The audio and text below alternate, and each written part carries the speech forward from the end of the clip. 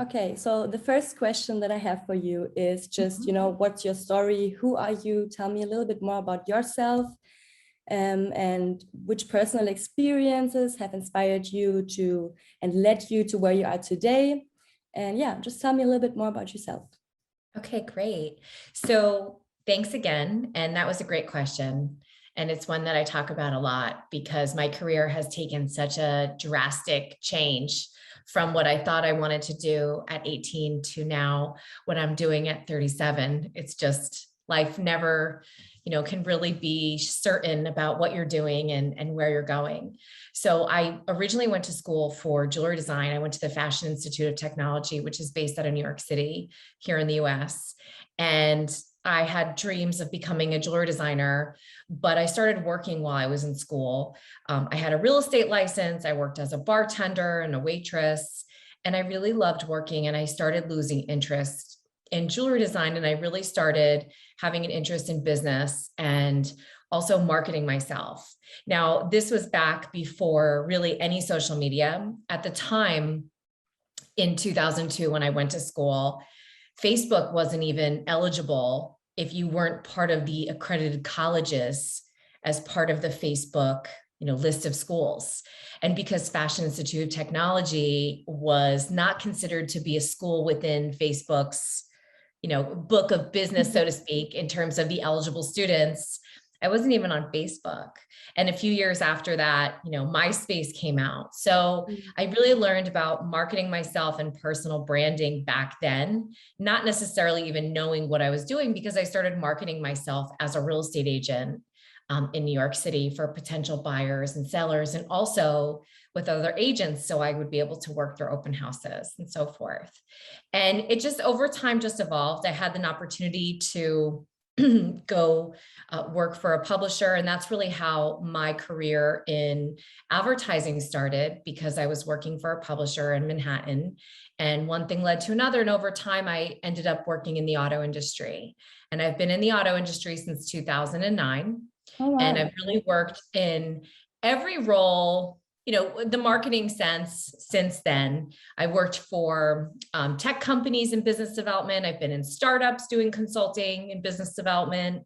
I've worked for retail car dealerships in marketing, whether I was the marketing operations manager or I was the vice president of marketing. I've worked for a tech company in marketing. I've done consulting myself. And this past summer, I made the decision to start my own business. Melanie Borden, LLC, which is a marketing and branding consulting company. Mm-hmm. And it's open to all industries, not just within the auto industry. And really what we do is I've transferred a lot of the knowledge that I've learned over the years working for businesses. And now I'm able to not only just apply it to businesses, but also to executives and individuals as well.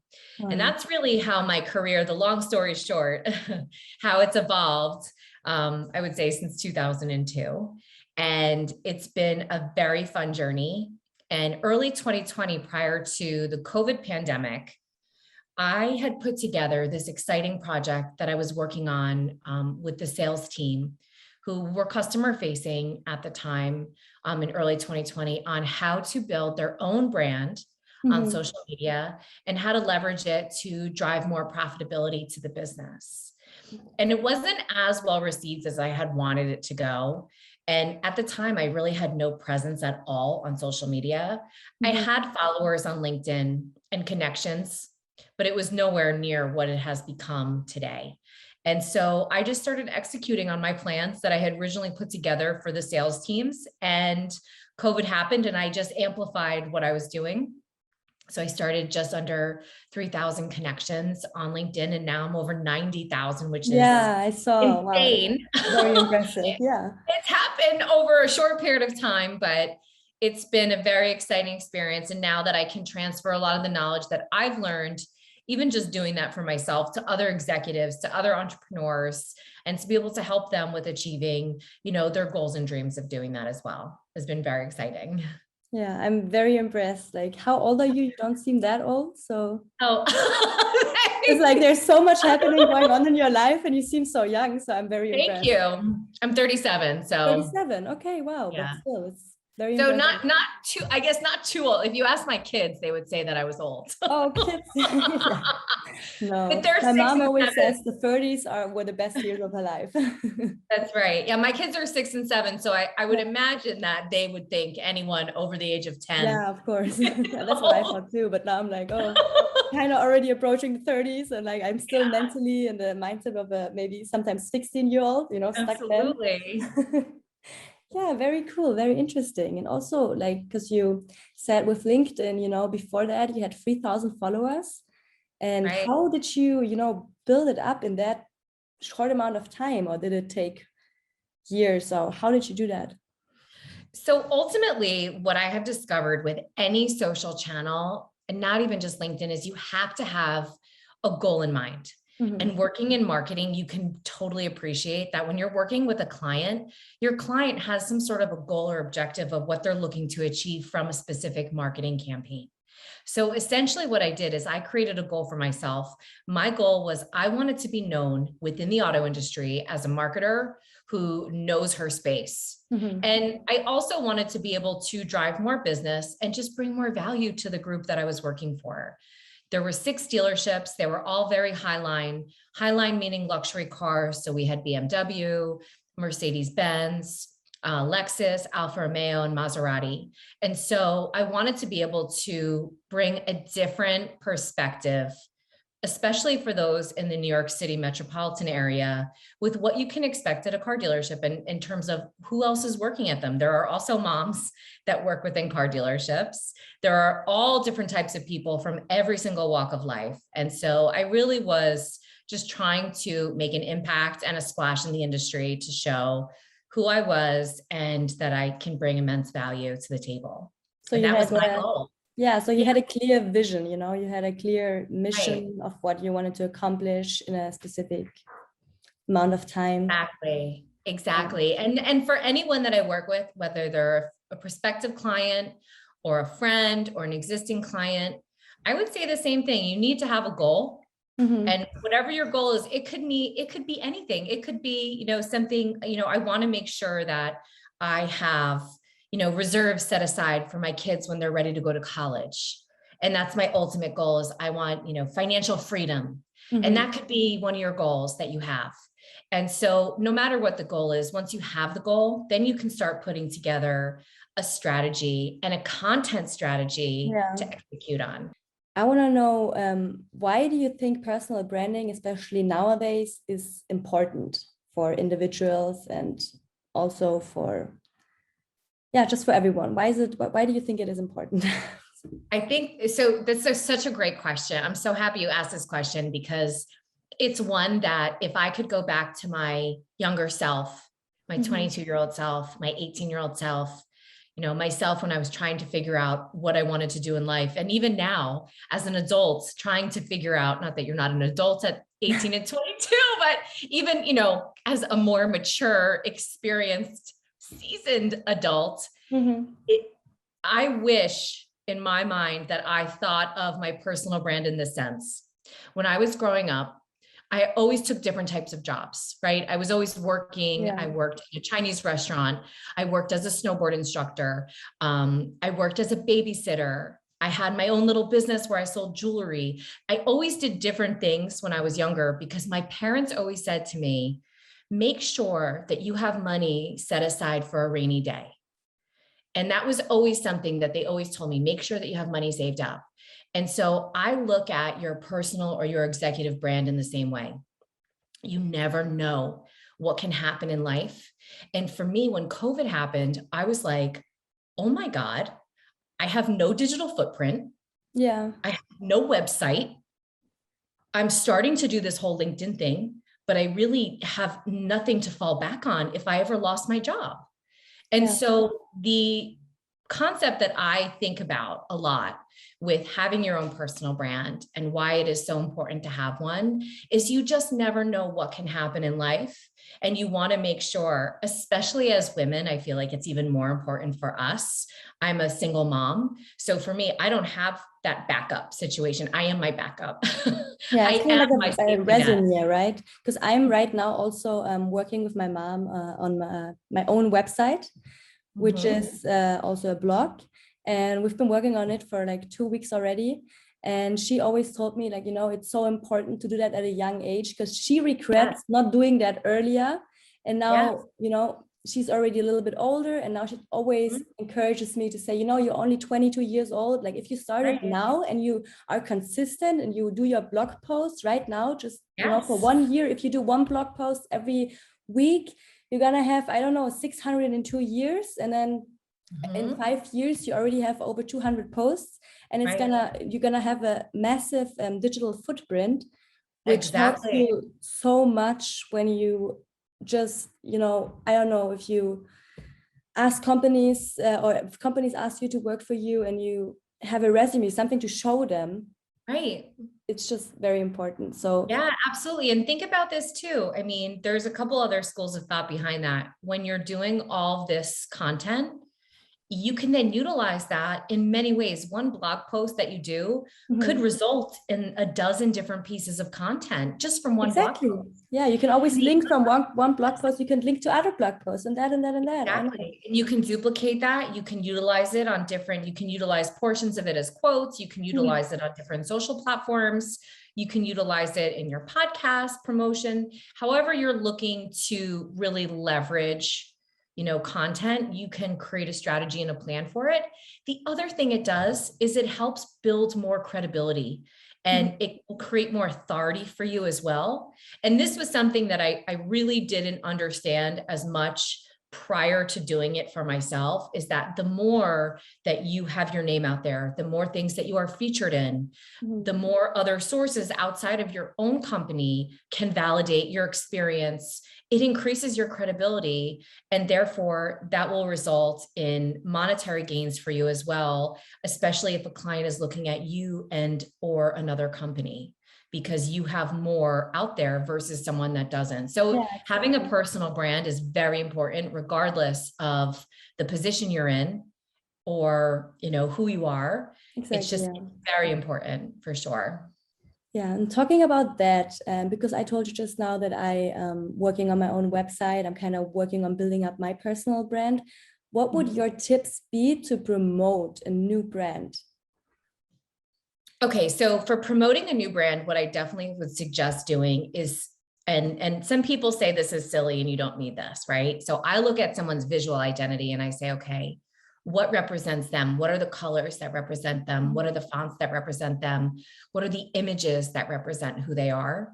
And I would make sure that that's very transparent. It's very clear when someone is looking at your content, that they understand just the overall aesthetic of who you are. Yeah. And a lot of people just don't know how to do that.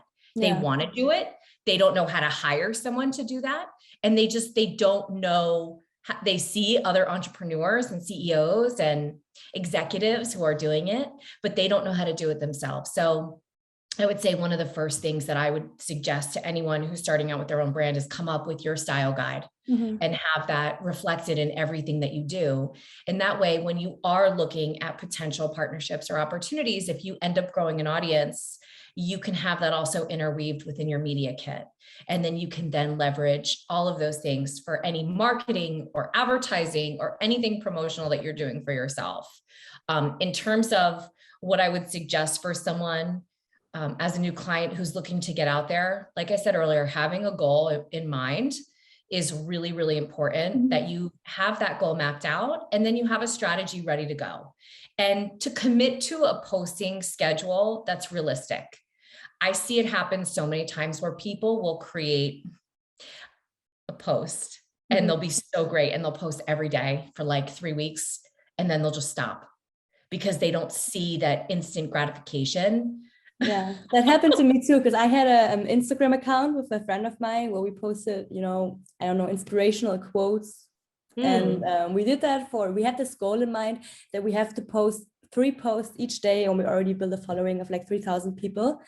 But then after like 3,000 people, the following kind of stopped. Nothing moved forward. So we kind of lost motivation and we just stopped, But as we all know, consistency is key, and we It is definitely being consistent and commit to something that is attainable. Yeah.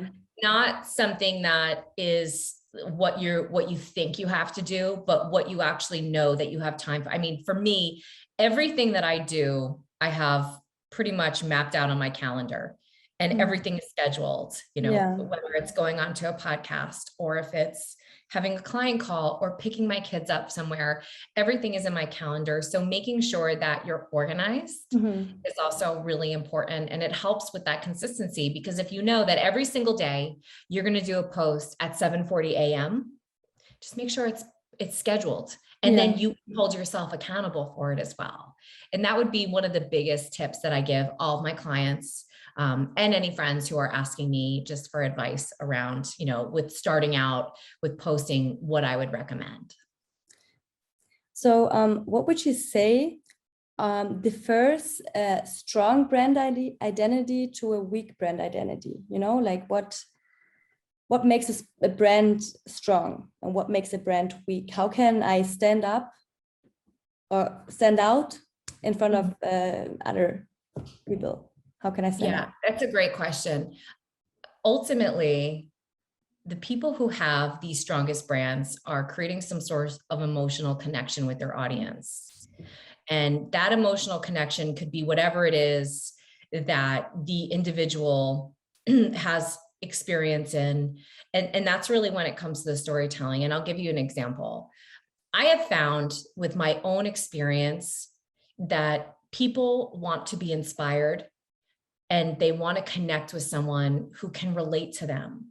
And being able to create content that is able to tie in that emotional connection and also show some of the human element. And I'll give you a perfect example of a company that does an amazing job of this, and that's Spanx.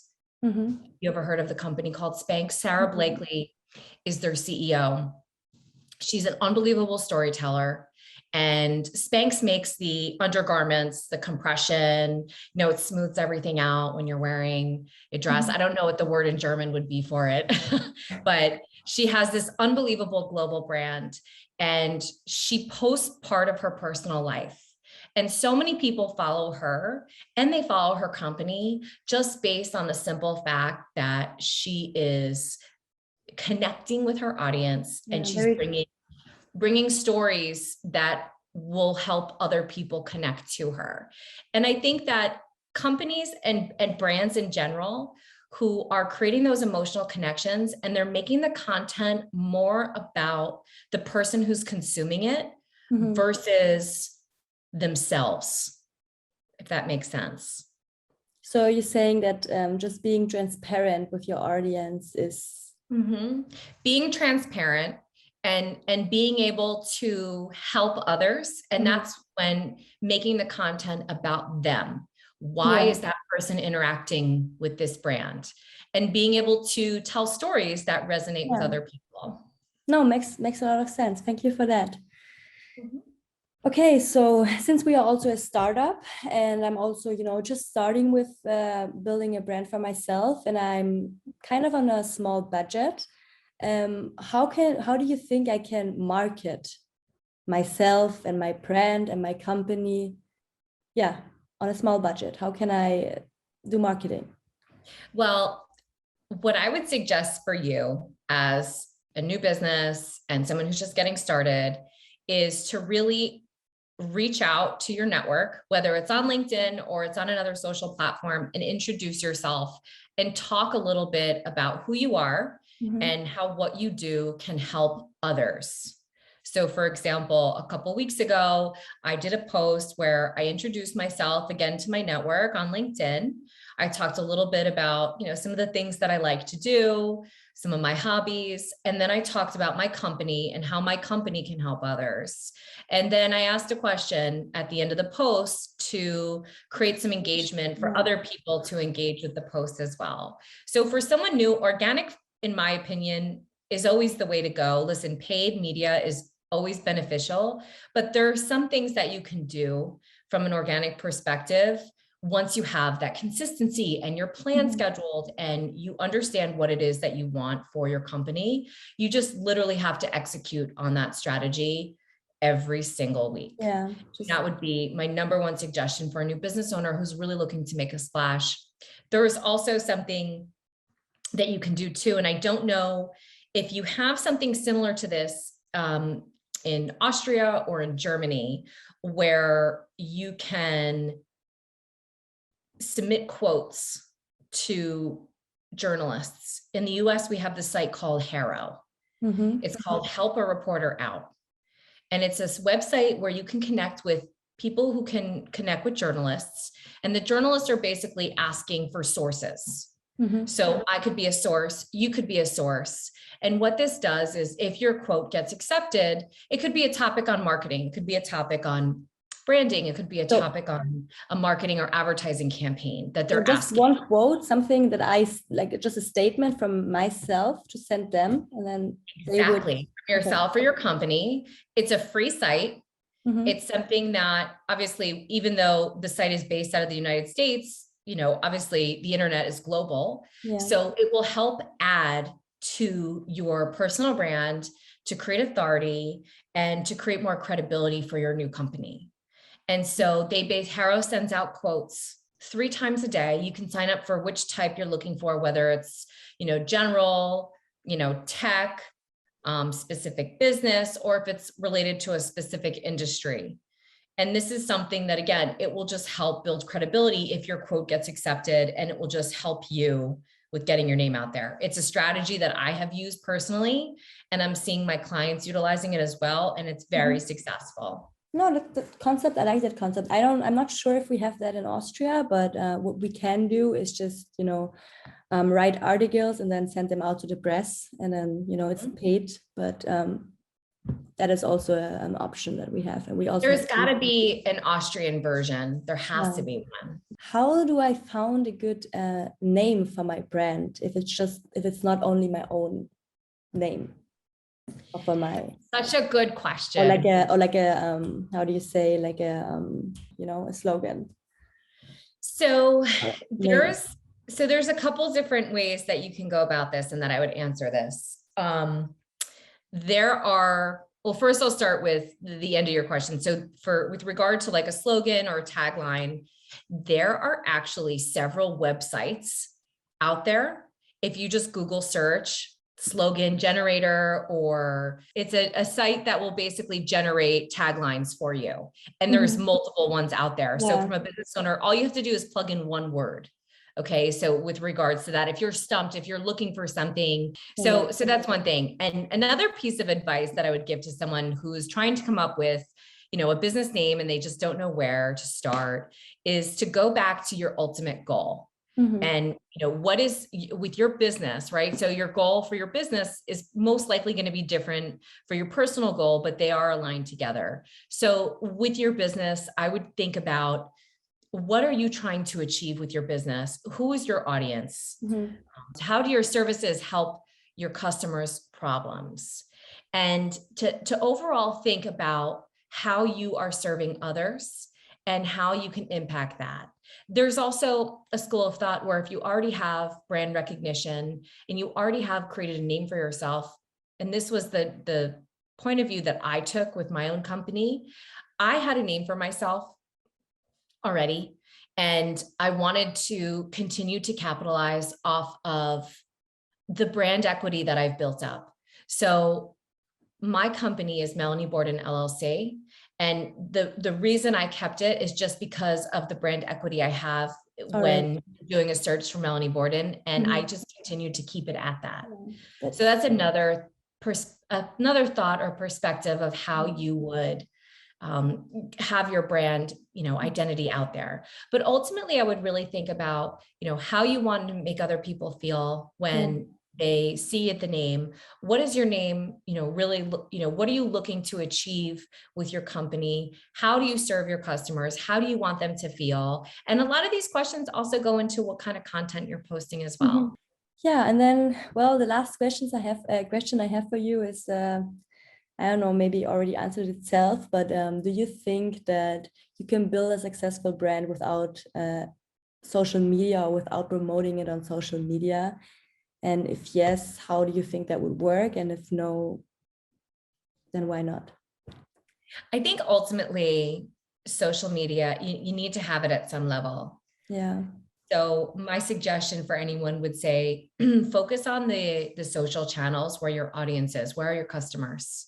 You need to know who your customers are and what social channels that they are located on, because not everyone has the same audience and not every customer is going to be on the same channel.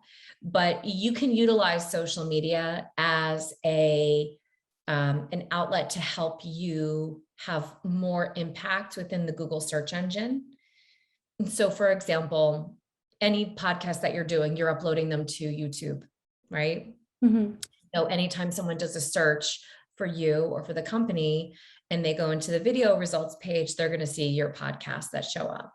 So you might not necessarily be active on YouTube. You might just be uploading whenever you're doing podcasts, but see, you're utilizing YouTube as a way to help impact your brand when someone is doing a search for you. So, and that goes for other social channels as well, like LinkedIn. If someone is doing a search on a specific topic, there's a great chance that an article will show up or a post will show up. So it's a way that you can leverage those channels to help even further grow your brand. So you're saying basically it's not possible to build a strong brand identity without it being on social media, right? That's actually what personal branding is nowadays. Personal branding is or started mainly because of social media. Yeah, ultimately your personal brand is, who you are, how people feel when they're around you, knowing the work that you've done, etc. There are millions of successful people in this world that have built personal brands without ever posting a thing on social media and who are very successful. So is it possible? Of course it's possible to create a brand without it, because if you work really hard and you are networking and you are showing how your business can help other businesses, make money, save money, whatever, the concept is behind your company. It's just, we're so fortunate today because all these social channels just help elevate everything that you're doing. And so that's really my 2 cents on that topic. Can you build a brand without social? Yeah. And I think that everyone prior to social media has been able to prove that. It's just, it exposes you to an audience that you might not be tapping into. And it's just also a lot more complicated, I suppose. It's different. It's just like anything, when we were younger, someone taught us how to use specific apps. I mean, you grew up with all social media your whole life, but for me, I got social media when I was in my 20s, like later on. I mean, when I had my first I didn't get a cell phone until I was 17. And when I got my phone, it literally no one texted at that time. And it was literally just sitting in my car, or I would have it for emergencies only. And it's just like anything, as technology evolves, you learn. So I think what social media has been able to do for business owners, for anyone who works in a business, is being able to help them just achieve more. But again, it's putting yourself out there. It's putting your name out, putting your brand out, and, accessing people in different, I have clients that are in Australia. I have clients that are in the UK. Without social media, would I have them? It gives us a great opportunity to connect to people all over the world. That gives us the opportunity to just have the talk that we're having right now, right? Me being in Austria, you being in New York, it's exactly. So it really just depends. But I think that, these are all such great questions, and they're very relevant and valid, but ultimately social media is something that could only help your company and it can only help your business. It's just learning about it and learning the ways that it will be able to do that.